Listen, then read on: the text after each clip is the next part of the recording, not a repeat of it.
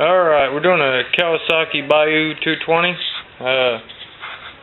Bought it from a little old lady. Used to ride it down to the mailbox and get her mail on Sundays.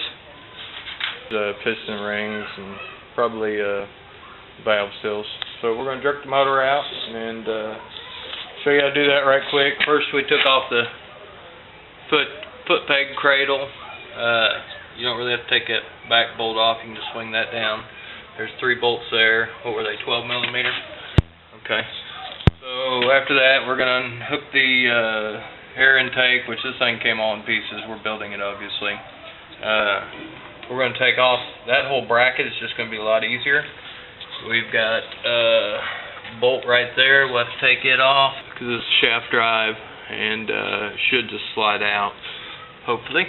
And anyway, so we're going to show you how to do a top end on a Bayou 220. Take the muffler off. We've already done that. There's 2 bolts in the back it hooks to. We've already taken them off. Brake shifter arm off. You don't want stuff like that getting in the way or getting bent. And then you want to take your brake lever off. Alright, we took off the little bracket there. I've got the nut off of this one. There's another one right down there. You can see we've got that off. I'm going to use a dowel punch and knock them through. And that bracket right there. So you've got that one there, that one down there, and then this triple bracket. And we took all that apart.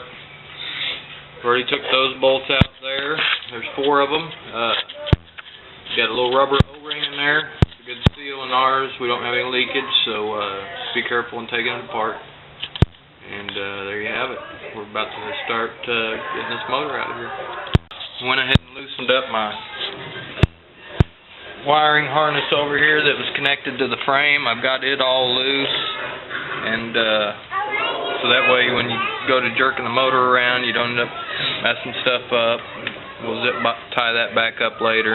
4 nuts off of our shaft deal here, and the exhaust is off. Took the foot peg off, took the shifter off. Like I was telling my buddy, a lot of times if you take this stuff off, you can just go ahead and, if you've never done stuff before, put your nuts and your bolts back in your project where you got them out of. We put it back in the kickstart, things of that nature. I've done a lot, so a lot of times I know where stuff goes. Alright, obviously got a lot of charcoal in there.